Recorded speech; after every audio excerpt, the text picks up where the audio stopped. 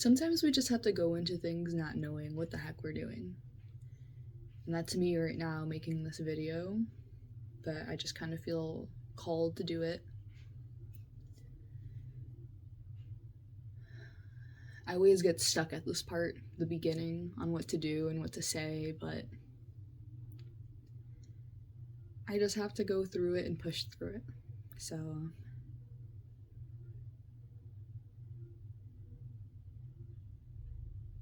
this message is for others who might be struggling to take the next step, however that may be for them. Because for me, the longest was trying to figure out what that next step was, and just getting so caught up in the details that I forget what I'm even trying to do, really. And what that ultimately causes is just this tension of waiting for something to happen, but it's like we put our expectations out into the universe, into other people, into other things, other circumstances, and waiting for something to happen for us to act. And I feel like that's just been my biggest struggle without even realizing it, because I never realized that I was waiting for something outside of me to happen in order to act. And I don't know, like, for so long, I've always wanted to figure out what my purpose is, and I feel like I've spent years just coming up with ideas that feel like it could potentially be it, but then finding out that's just not what I want to do anymore, and that's okay. There's nothing wrong with that. I guess what happens with me is, like, I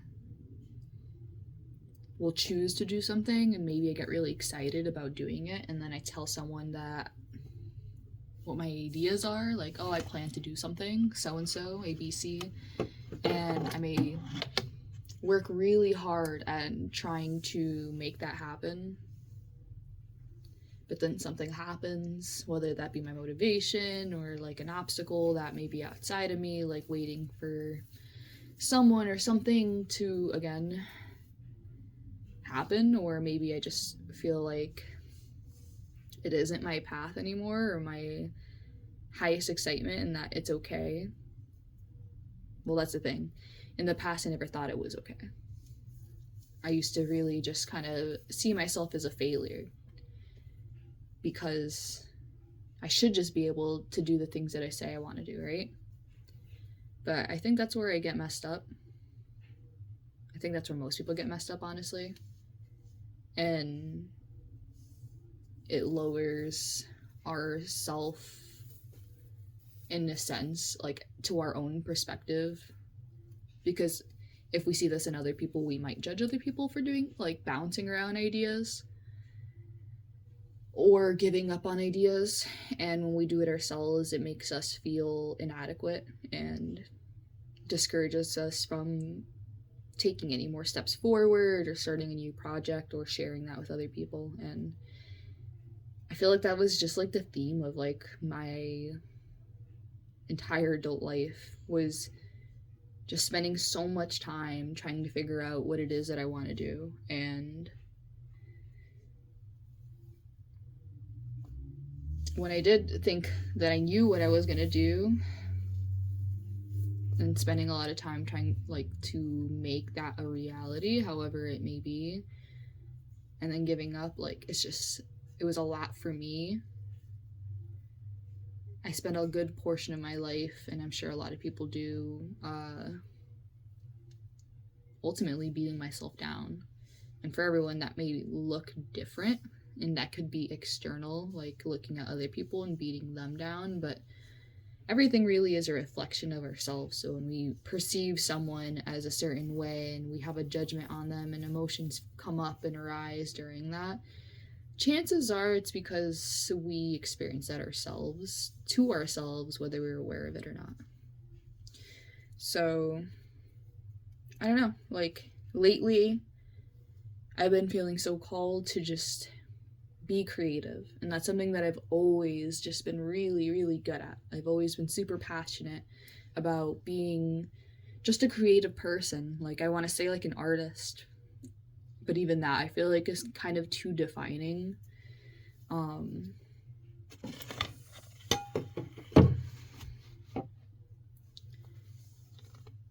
From a very young age, I was just very inspired by my family and my mom and my oldest brother particularly, who were just very creatively talented, and I was just very inspired to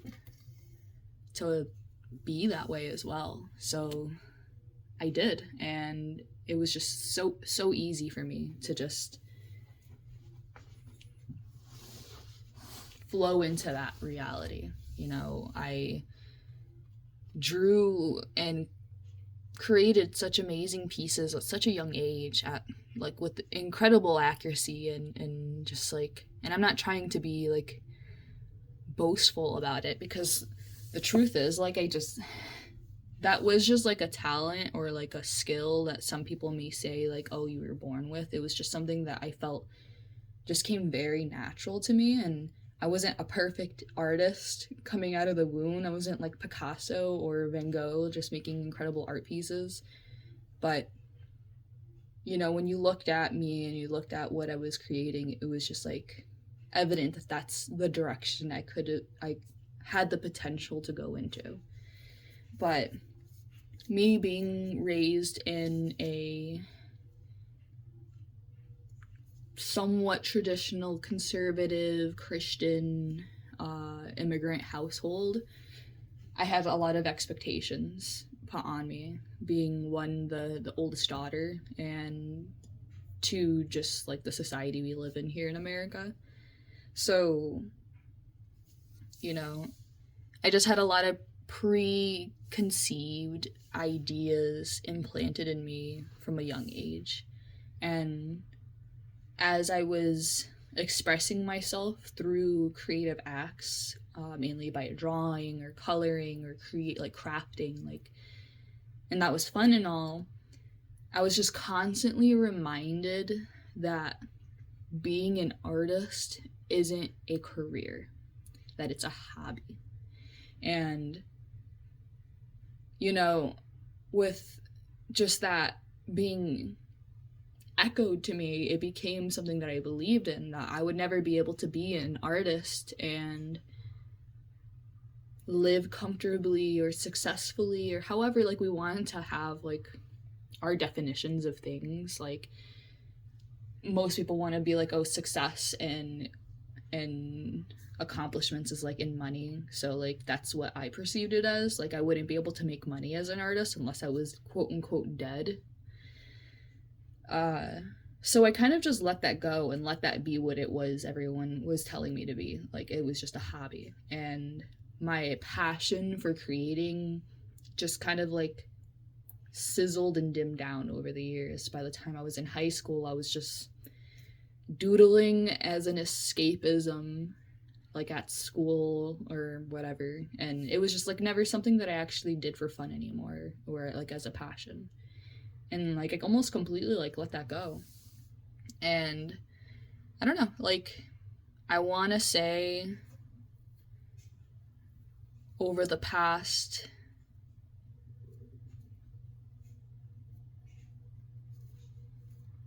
maybe since like I actually turned into an adult, like maybe when I turned 19 or 20, when things started to become a little bit more stable for me, when I started to take control of my life and not let things affect me, I started to take back art again, or creating, really, because like I tried so many different things. At first I tried doing like digital art, which was actually really fun, and I made a lot of cool things from it, but I immediately went into like, I gotta make this a business or something, because at the time, like, I just kind of knew based off of people sharing their experiences with me that working a normal job for the rest of my life just was not a part of my soul's mission. And like there was just something more to life than just working and living to just work and just spend time with my family. And there's nothing wrong with that. For some people, that's what they want in their lives. It just wasn't my highest excitement anymore. Let me turn this light on real quick.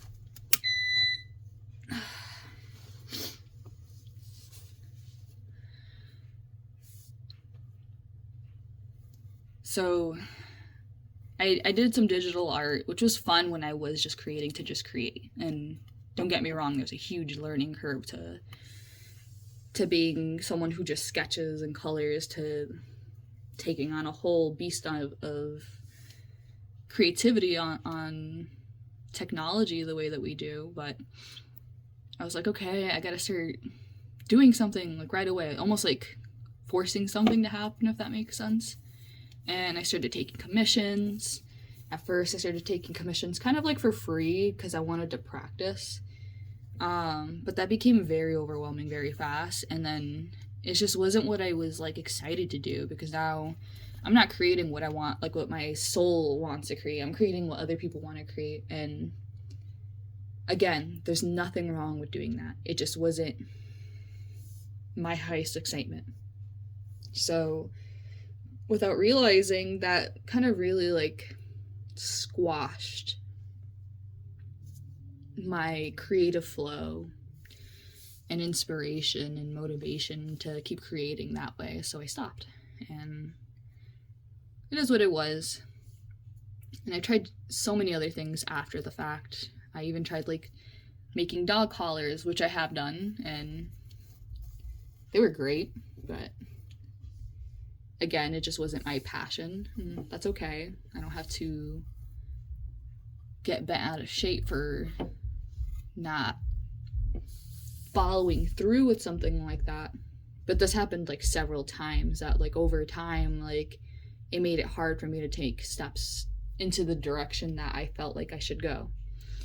And I spent a long time just trying to figure out what that is. And fortunately, as a creative person, I went back into art and was creating in a way that I never created before, and I fell in love with watercolor. So I spent quite a few years learning how to paint with watercolor and create with watercolor, and it was fun. But ultimately, even though I wasn't like planning to commission or sell my art after learning my lesson the first time, I still put like these crazy expectations on myself, and it almost felt like it was coming from a point of vanity, like I'm creating to be perceived a certain way, if that makes sense, even though that's not like what I was consciously thinking as I was creating. It was like, I have to create something cool. I have to create something amazing that will wow people. And like, yes, like there's room for that. Not saying like I don't have to create something amazing, but that's not the purpose of creating. The purpose of creating, for me at least, is the fun, is the magic behind it. And there are times where like I get into that and it feels amazing and I want to keep recreating that. But the moment that I start like desiring to really recreate it is like the moment that I start to essentially like force it to happen. And it's like it kills the mood, if that makes sense. And then I lose that feeling, that inspiration, that magic that I feel when I created that time, and it doesn't feel the same, and I'm like, what's going on? And then I don't want to do it anymore, and then I stop creating. So it's like I go through these bursts of creating, and for me, like it's just represented through art, because that's just something that I've always had like a deep resonance with, and I'm sure many people do, because art, just like I said, comes in many forms and shapes, and it doesn't even have to be in the sense that we think of as creative. Like that could literally just be the way that you speak at your job, or the way that you help people in like a humanitarian way, or however, you know, if you cook, if you clean, you know, there's just like an art to everything. And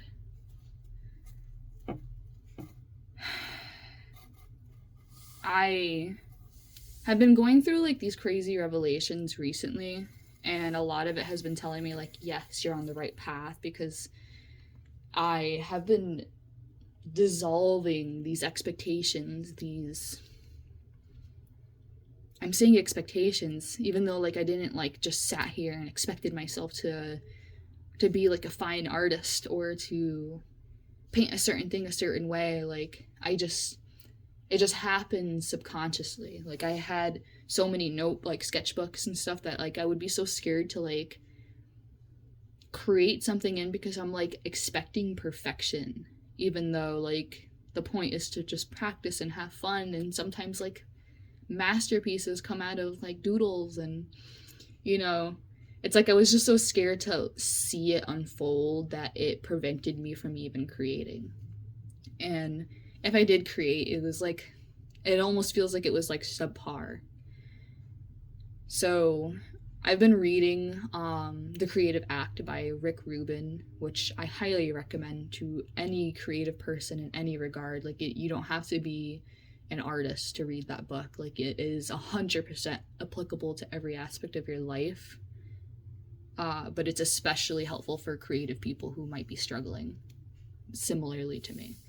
So it's helped me a lot, like, release a lot of resistance that I've been going through. And in that, like, just a lot of personal and spiritual development just naturally came from, like, this introspection. So I spent a lot of time recently just being present with myself, and that's not easy as someone who used to identify as just being ADHD, which I'm just no longer giving myself these labels anymore. I acknowledge that that was something that helped me understand who I was at the time, but I'm just letting go of, like, these certain labels, which is why I don't even want to call myself any type of artist or anything. I'm just someone who creates, just like anybody.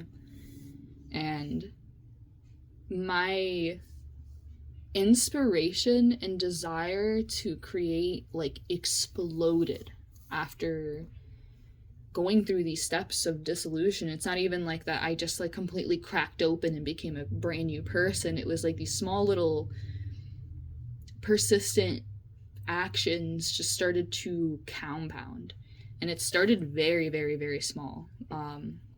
I started a book, like a workbook on building habits, because as someone who may identify as ADHD, we may know that, like, creating schedules and routines, it happens to be very difficult for us. And, you know,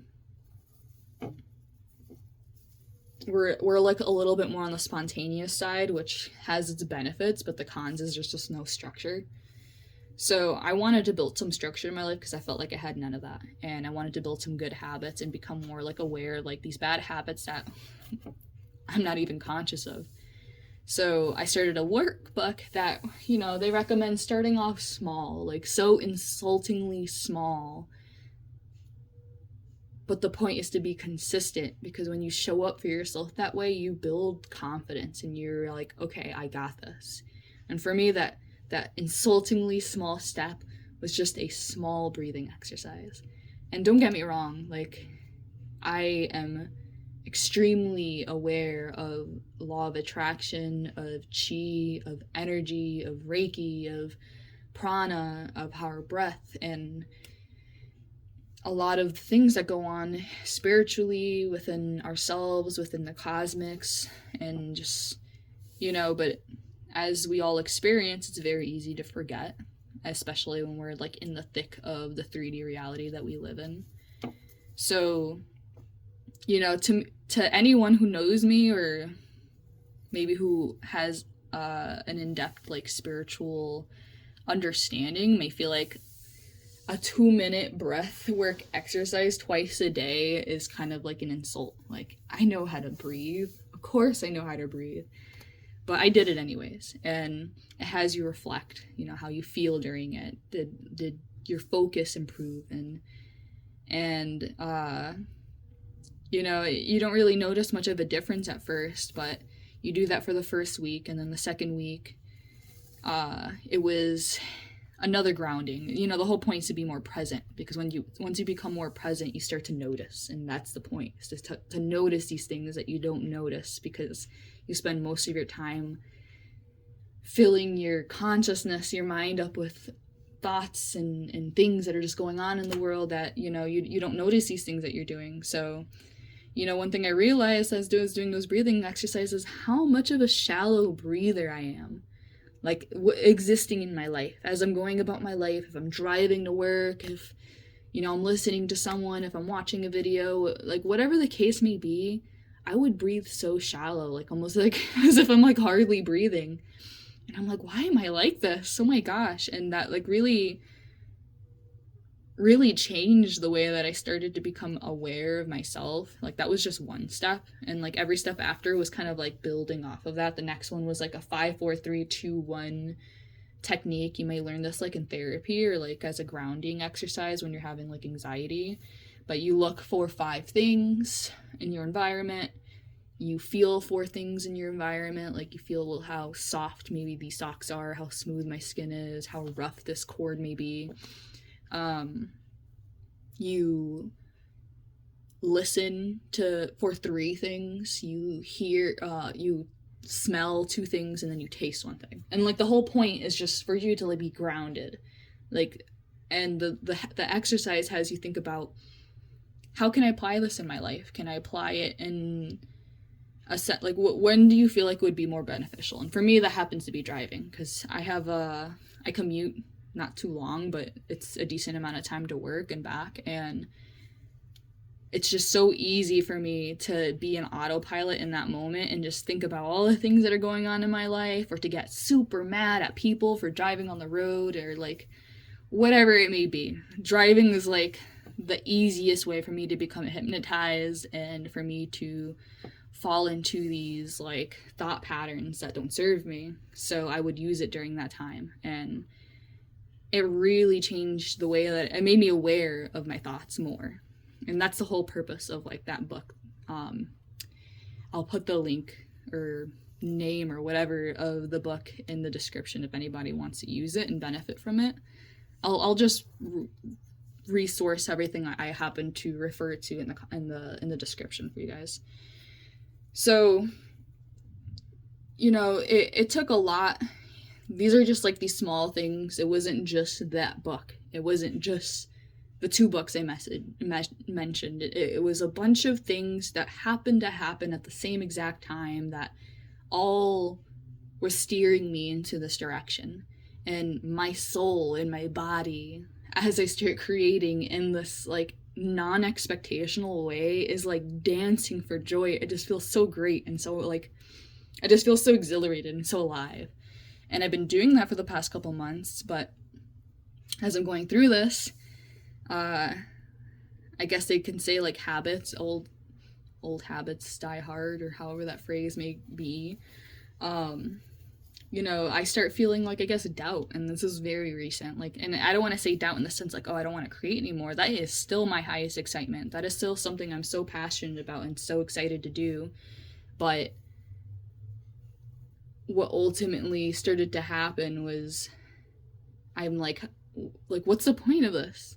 What's the point? I'm macrameing right now. I'm literally macrameing for just like a project that I'm creating right now, but like, it's like, what's the point? I'm not selling my art. I have no intentions of selling my art.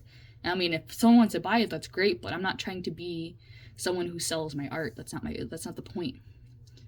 So it's just like, what's the point of me creating right now? I feel like I'm spending so much time creating, but like, why? Why am I doing this? And it started to make me wonder, I guess, and doubt, like, should I really be spending all my time and my energy and my money on and resources on creating? But ultimately, it's like, yes, I should be doing that, because it's something that makes me so happy. It puts me into the state of like almost like bliss, that it's just like what my soul needs. And it's okay that this isn't like changing people's lives and making them better, because that's something that I always thought I had to be.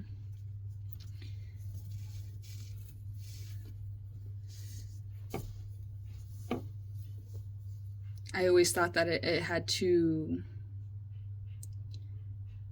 be some like this revolutionary thing, because I have so many other aspects of my life that I'm very passionate about, whether that be nutrition or the environment or mental health or, you know, whatever. And I always thought like my purpose might be within that regard, but I think my purpose here is just to share my journey and share what I'm going through, because as any person who goes down a spiritual path, we understand that we're always learning and we're never going to not be learning. Jesus was always learning. Muhammad was always learning. Buddha was always learning. Even when we perceive them to be at their pinnacle, they're still learning, and they're still moving up the spiritual spiral, regardless of where on that path that they're on. And everyone's at their own points in lives. So we take inspiration and learn so much from other people's experiences that like it would be foolish for me to not share mine. So the whole point of this video is for you to understand that if you're doubting yourself, I guess think about where that doubt is coming from. One thing I started to live by, especially really recently as I became to more centered with how I feel about myself and like where I'm going, and like learning to really like, though I think the hardest thing for me was to learn to love myself, and that might be like the biggest challenge for most people. I started to listen.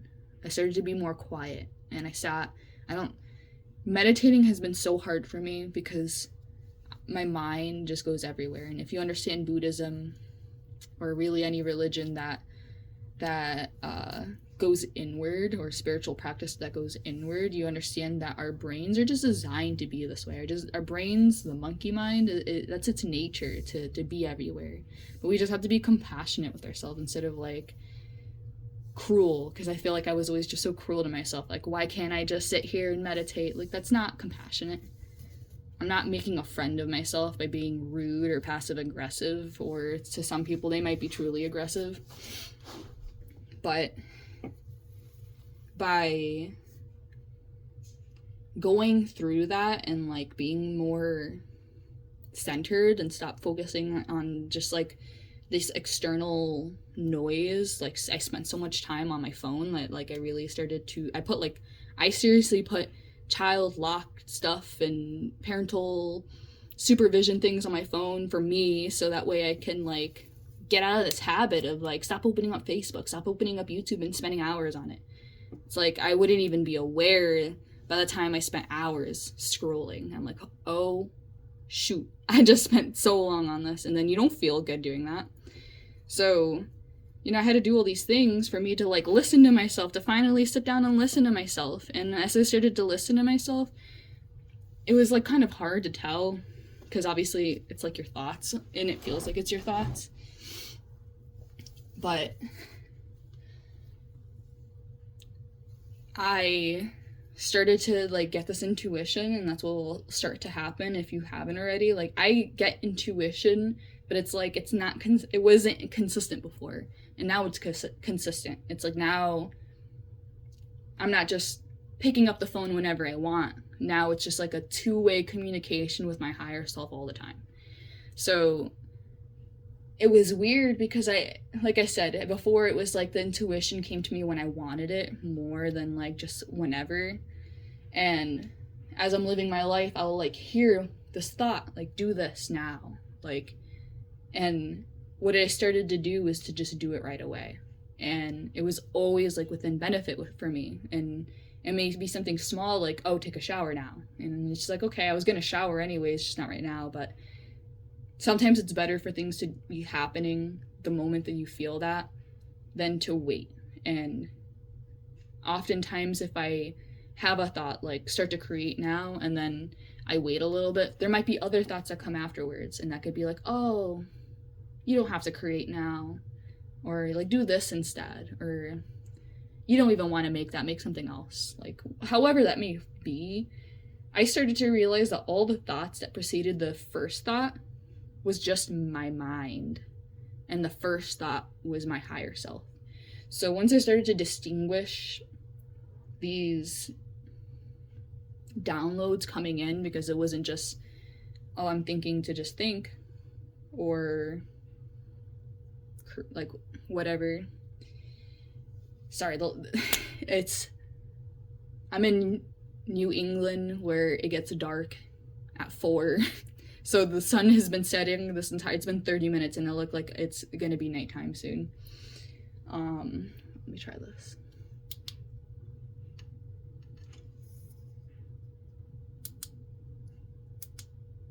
Oh, that's better.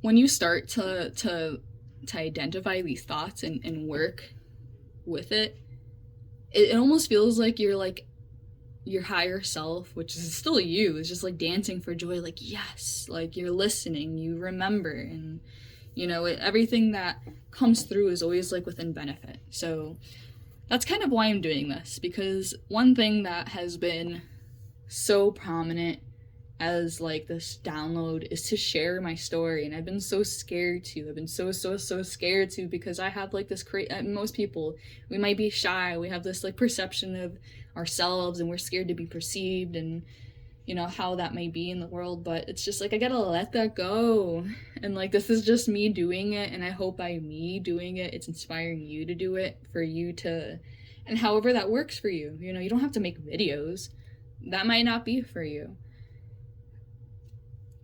I thought it wasn't for me for the longest, but here I am, you know, making videos for you guys, just sharing my journey. And that's the whole point of my channel. It's just to share my journey as I go through my life, understanding and integrating the concepts of love and compassion, and doing that within a grounded sense of, I want to say like structure, because I can love and be compassionate, and I could do that all by myself. But I feel like I'm here to share that with other people, and to help you guys remember your purpose as well. So thank you for listening.